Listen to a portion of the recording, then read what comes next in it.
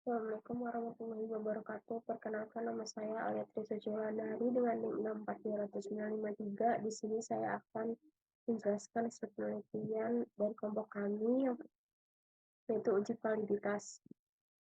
Sebelumnya dalam penelitian ini kelompok kami mengambil 50 sampel menggunakan metode purpose sampling. Sampel berasal dari mahasiswa, pelajar, dan masyarakat umum yang pernah mengonsumsi teh botol sosro di Kota Palembang dengan mendapatkan data secara kuantitatif melalui survei yang dilakukan dari mengumpulkan informasi menggunakan kuesioner standar. Untuk mendapatkan hasil penelitian uji validitas data seperti yang ada di PowerPoint ini, kami menggunakan SPSS. Sebelumnya saya akan memberikan tutorial. Selanjutnya di sini saya sudah memindahkan data dari Excel ke SPSS. Nah, karena datanya sudah saya pindahkan ke SPSS, jadi kita lihat dulu variabel Q-nya. Desimalnya sudah saya ubah menjadi 0, measure sudah saya ubah menjadi scale. Selanjutnya di sini kita tinggal pilih analyze, correlate, divariate, habis itu X-nya kita pindahin ke variabel X-nya kita pindahin ke sebelah kanan.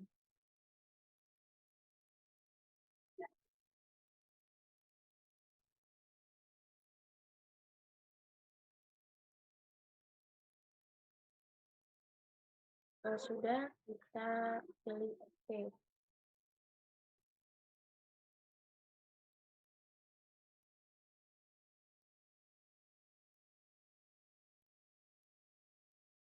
Karena tadi kita udah pilih analyze, correlate, terus divariate, hasilnya keluar seperti ini.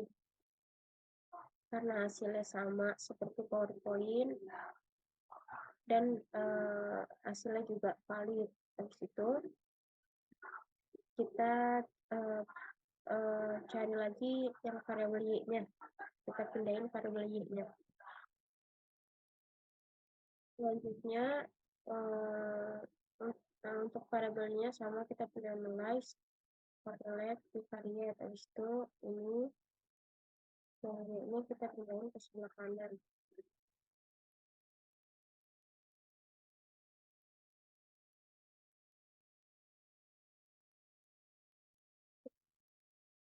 Sebelah kanan. Itu kita pilih OK. Nah, karena hasil dari y-nya juga sudah valid, sama seperti ada di PowerPoint. Hasil penelitian dari uji validitas metode kuantitatif dari pengujian variabel X terhadap variabel Y, di mana variabel X terdiri dari 8 instrumen dan Y terdiri dari 5 instrumen, dapatkan uji validitas dengan syarat perhitungan R hitung lebih besar daripada R tabel dengan rumus DF, N dikurang 2,5%, 50 dikurang 2,5%, sama dengan 48,5%, dan R tabelnya 0,2787. Hasil dari uji validitas menggambarkan bahwasanya R hitung dari variabel X dan variabel Y itu lebih besar daripada R tabel. Dengan demikian dapat dikatakan uji validitas X terhadap Y adalah valid.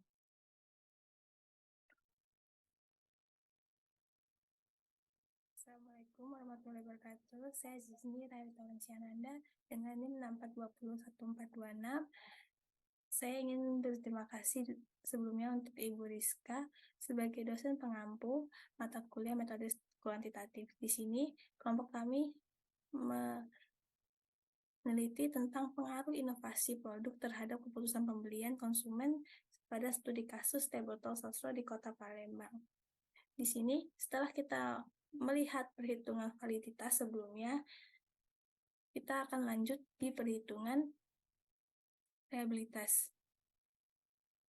Untuk reliabilitas sendiri itu adalah pengujian untuk melihat hubungan antara variabel X dan variabel Y, apakah tetap memiliki hubungan yang kuat setelah melalui uji validitas atau bahkan melemah.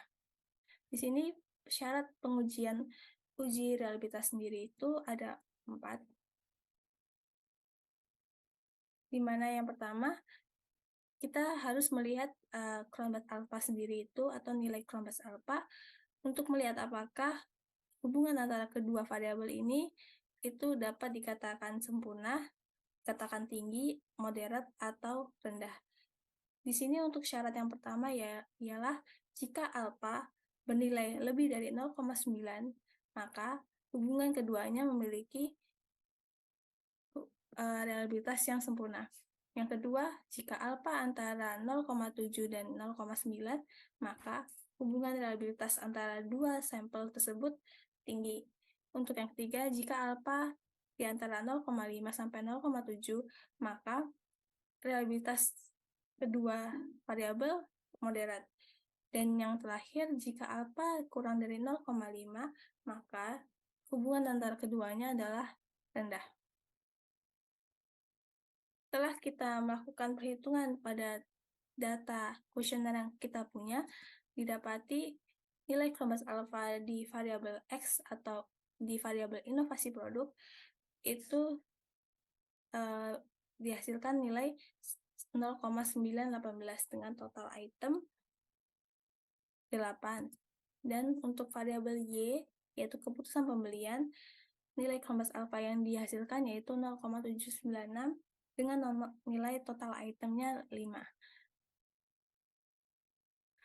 Kelompok kami simpulkan bahwasannya pada uji reliabilitas untuk kedua sampel dengan hasil nilai kelompok alfa X sebesar 0,918 dan Y sebesar 0,796, dan kami dapat menyimpulkan bahwasannya kedua variabel tersebut memiliki reliabilitas yang sempurna.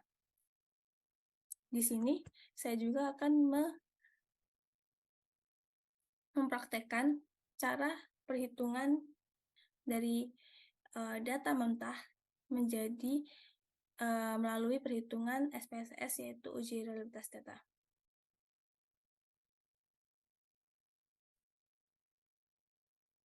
Nah, kita kan sudah mempelajari teorinya tadi dan hasil akhirnya kan di PPT sebelumnya. Nah, lanjut kita akan praktek dari Excel lalu ke SPSS dari perhitungannya uji reliabilitas data yang kita miliki. Nah, data kuesioner pertama yang kita punya itu kita pindahin ke Excel agar lebih terstruktur dari variabel X dan variabel Y. Di sini ada variabel X yaitu terdiri dari 8 dan variabel Y ada 5. Nah, kita telah urutkan berdasarkan variabel dan totalnya. Lalu kita bisa lanjut kita masukkan ke SPSS.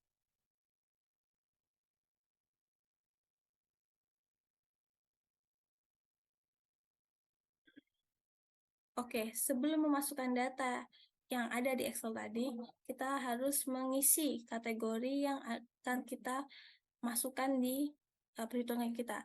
Di sini ada kategori name, yaitu kita masukkan X1 sampai X8 sesuai dengan data yang kita punya, dengan measure scale dan desimalnya kita buat 0. Lalu untuk variabel Y kita buat 5, dengan sama desimal tetap 0 dan measure-nya tetap scale. Nah, lanjut kita beranjak ke data view. Nah, di sini telah kita masukkan kan data tadi yang ada di Excel berdasarkan berikut dengan totalnya. Lalu kita bisa langsung klik analyze untuk kita uji reliabilitas langsung. Kita klik scale, lalu klik reliability. Nah, lalu kita mulai dengan variabel X dulu. Di sini kita masukkan variabel X1 sampai X8 ke sisi sebelah kanan. Total X tidak dimasukkan karena total X itu hanya dipergunakan untuk pengujian kualitas yang telah dilakukan sebelumnya. Nah, kita klik statistik, kita pastikan bahwasanya untuk item correlation scale dan scale if selected telah kita checklist. Lalu untuk modelnya kita pilih yang alpha, kita klik OK.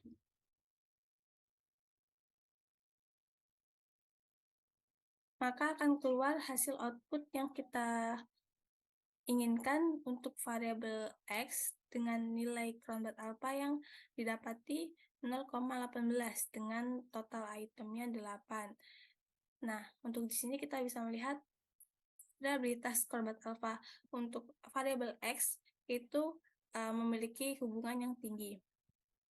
Lanjut, kita perhitungan lagi ke variabel Y. Nah, untuk variabel Y sendiri masih sama. Kita klik Analyze, lalu klik Scale, Probability. Kan tadi kita sudah meneliti yang X. Lalu kita akan pindahkan variabel X tadi ke sisi sebelah kiri, ke tempat semula. Kita lanjut ke variabel Y1 sampai Y5. Kita masukkan ke sisi sebelah kanan. Kita klik OK. Kita klik OK, lalu akan muncul output untuk variabel Y sebagai berikut. Nah, untuk variabel Y sendiri didapati nilai Cronbach alpha sebesar 0,796 dengan total item 5. Dapat dikatakan bahwasannya hubungan Cronbach alpha di variabel Y adalah tinggi. Dan untuk kedua variabel X dan Y, kelompok kami simpulkan bahwasanya kedua variabel tersebut memiliki hubungan yang kuat. Sekian dari saya, Ralita Ananda. Untuk jika salah, saya mohon maaf. Kepada Ibu Rizka, saya mengucapkan terima kasih. Wassalamualaikum warahmatullahi wabarakatuh.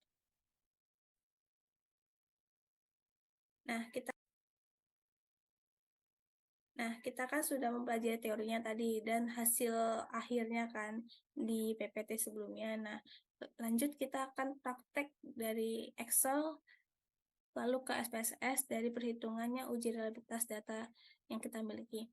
Nah, data kuesioner pertama yang kita punya itu kita pindahin ke Excel agar lebih terstruktur dari variabel X dan variabel Y. Di sini ada variabel X yaitu terdiri dari 8 dan variabel Y ada 5.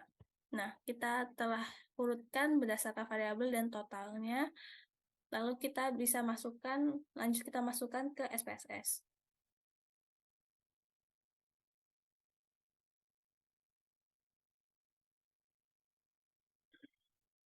Oke, sebelum memasukkan data yang ada di Excel tadi, kita harus mengisi kategori yang akan kita masukkan di perhitungan kita. Di sini ada kategori name, yaitu kita masukkan X1 sampai X8 sesuai dengan data yang kita punya, dengan measure scale dan desimalnya kita buat 0. Lalu untuk variabel Y kita buat 5, dengan sama desimal tetap 0 dan measure-nya tetap scale. Nah, lanjut kita beranjak ke data view. Nah, di sini telah kita masukkan kan data tadi yang ada di Excel berdasarkan berikut dengan totalnya. Lalu kita bisa langsung klik Analyze. Untuk kita uji reliabilitas langsung, kita klik Scale, lalu klik Reliability. Nah, lalu kita mulai dengan variabel X dulu. Di sini kita masukkan variabel X1 sampai X8 ke sisi sebelah kanan. Total X tidak dimasukkan karena total X itu hanya dipergunakan untuk pengujian kualitas yang telah dilakukan sebelumnya. Nah, kita klik statistik, kita pastikan bahwasanya untuk item correlation scale dan scale if selected telah kita checklist. Lalu untuk modelnya kita pilih yang alpha, kita klik OK.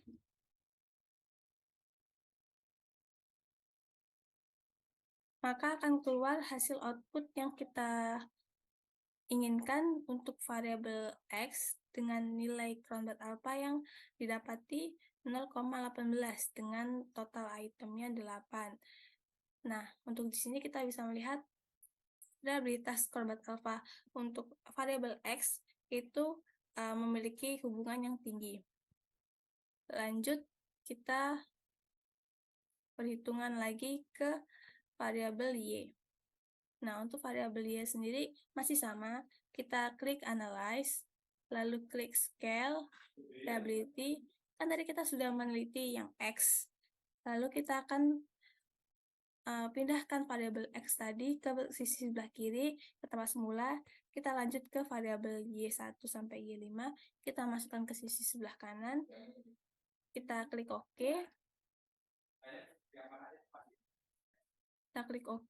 lalu akan muncul output untuk variabel Y sebagai berikut. Nah, untuk variabel Y sendiri didapati nilai Cronbach's alpha sebesar 0,796 dengan total item 5. Dapat dikatakan bahwasannya hubungan Cronbach's alpha di variabel Y adalah tinggi. Dan untuk kedua variabel X dan Y, kelompok kami simpulkan bahwasanya kedua variabel tersebut memiliki hubungan yang kuat. Sekian dari saya, Rally Taunasi Ananda. Untuk jika salah, saya mohon maaf. Kepada Ibu Rizka, saya mengucapkan terima kasih. Wassalamualaikum warahmatullahi wabarakatuh. Baik, untuk selanjutnya di sini saya ingin menjelaskan break-even point dari PT Sinar Sosro. Sebelumnya, break-even point sendiri adalah bagaimana kondisi jumlah total pendapatan sama dengan jumlah total pengeluaran untuk keperluan produksi pada perusahaan pada jangka waktu tertentu. Baik, kita masuk ke break-even point PT Sinar Sosro. PT Sinar Sosro akan menjual teh kotak dengan volume analis 200 dengan fixed cost sebesar 170.000 dengan variabel costnya sebesar 25.000 dalam juta serta revenue per unit sebesar 35.000 dalam juta. Berapa banyak teh kotak yang harus terjual agar mencapai break-even point?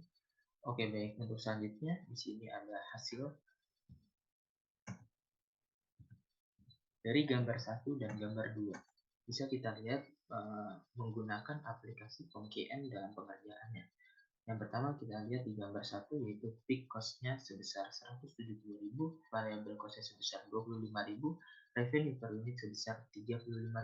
Untuk mencapai hasil break-even point, perusahaan harus menjual sebesar 17 unit dan dalam rupiah sebesar 595.000 dalam juta. Untuk mendapatkan net profit atau laba bersihnya, perusahaan akan mendapat 1.830.000. Dan di gambar kedua ada pun gambaran grafiknya, yaitu ada revenue dan cost-nya. Revenue dan cost-nya adalah sebesar 170.000. Untuk mendapatkan hasil break-even point, perusahaan harus menjual volume sebesar 17 unit dan dalam rupiah sebesar 595.000. Oke, baik, untuk selanjutnya saya akan menampilkan bagaimana cara penyelesaian break-even point dalam aplikasi POMKM.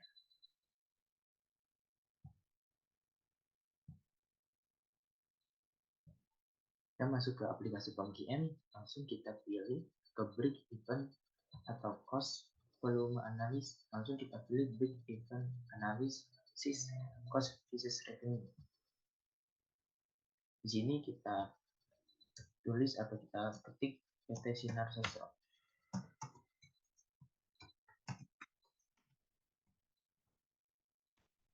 Langsung kita pilih OK. Selanjutnya, pengerjaan yang pertama, kita isi volume analisisnya, itu sebesar tadi 200, fixed cost-nya sebesar 170.000, variable cost-nya sebesar 25.000, dan revenue per unitnya sebesar 35.000. Dan langsung kita pilih solve untuk mendapatkan hasil break-even point. Oke, baik, di sini sama seperti yang tadi PowerPoint yang telah ditampilkan ya. Di sini bisa terlihat fixed cost-nya sebesar 170.000, variable cost-nya sebesar 25.000, revenue per unit sebesar 35.000. Untuk mendapatkan hasil break-even point, perusahaan harus menjual 17 unit dan dalam rupiah sebesar 595.000 dalam juta. Dan untuk mendapatkan laba bersihnya sebesar net profit yaitu 1.830.000. Dan untuk kita melihat gambaran grafiknya, kita bisa pilih graph of break-even analysis dari solution. Oke, hampir sama ya, sama seperti yang tadi ditampilkan di PowerPoint. ada revenue dan cost-nya yaitu sebesar 170.000. Untuk mendapatkan hasil break-even point-nya, perusahaan harus menjual volume unit sebesar 17 dan dalam rupiahnya yaitu sebesar 595.000. Mungkin berikut penjelasan dan hasil dari break-even point dari PT Sinar Sosro. Untuk selanjutnya, next.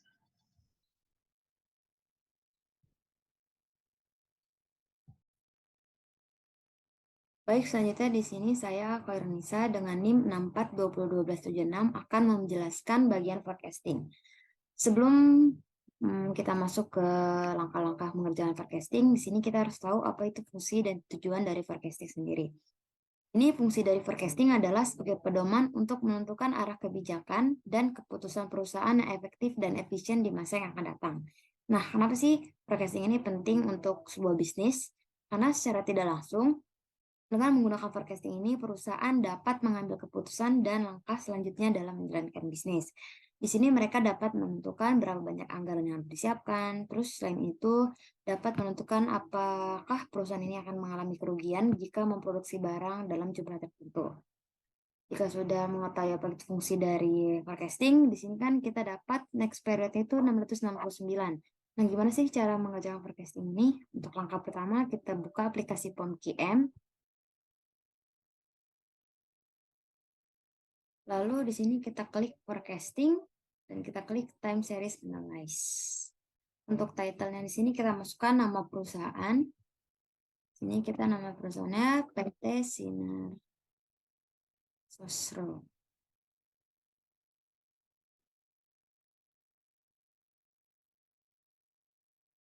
Di sini number of periods-nya kita isikan 12 karena di sini kita akan mencari bulan ke-13. Jadi kita masukkan datanya sampai bulan 12. Klik OK dan di sini kita menggunakan naive method. Untuk past period-nya kita isikan dengan bulan. Dari bulan Januari.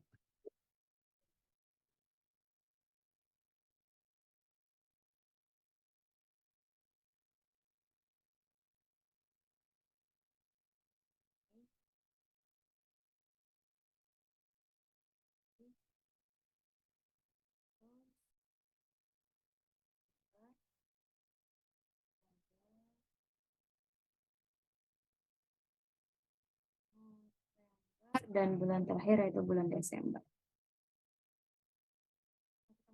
Data-data dari bulan Januarinya. Data bulan Januari sebanyak 228, bulan Februari 227, Maret 294, April 362, lalu 386, selanjutnya 325,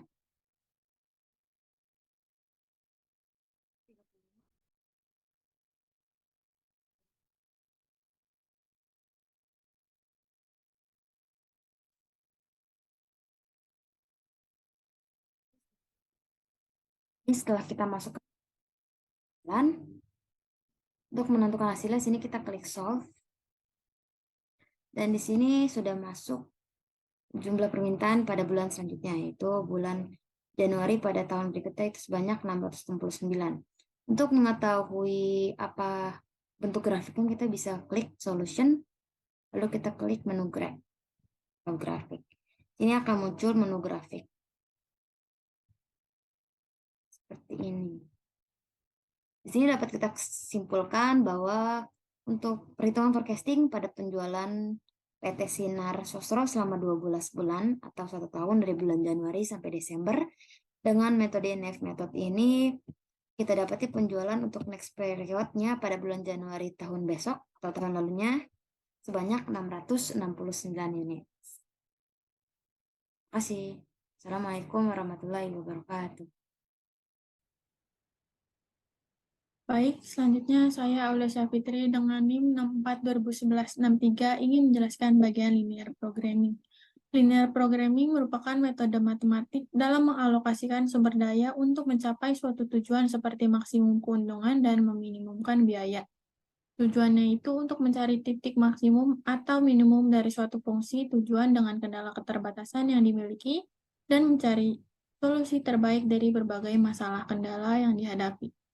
Nah, di sini ada contoh kasus dari PT Sinar Sosro. PT Sinar Sosro menghasilkan produk teh kotak X1 dan air mineral prima X2. Masing-masing produk memberikan kontribusi laba per unitnya 30.000 dan 15.000. Dengan fungsi tujuan maksimisasi Z 30.000 X1 tambah 15.000 X2. Dan fungsi batasan fungsionalnya itu 2X1 tambah 1,5 X2 lebih kecil dari 210, dan 5X1 tambah 3X2 lebih kecil dari 450. Sedangkan fungsi batasan non-negatif X1 dan X2 lebih besar dari 0.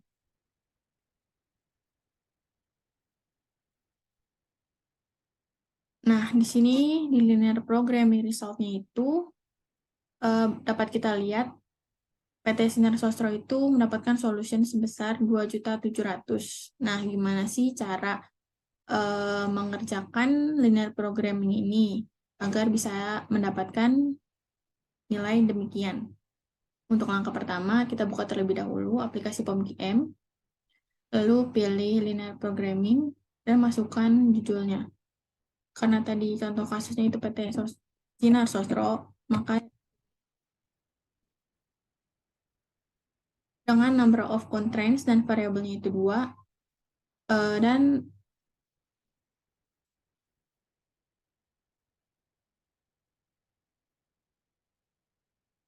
masukkan data sesuai contoh soal.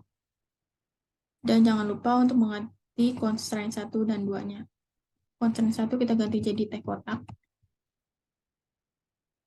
Constraint 2-nya kita ganti jadi air mineral prima. Dengan fungsi tujuannya, langsung kita masukin di sini. Fungsi tujuannya 30.000 X1, 15.000 X2.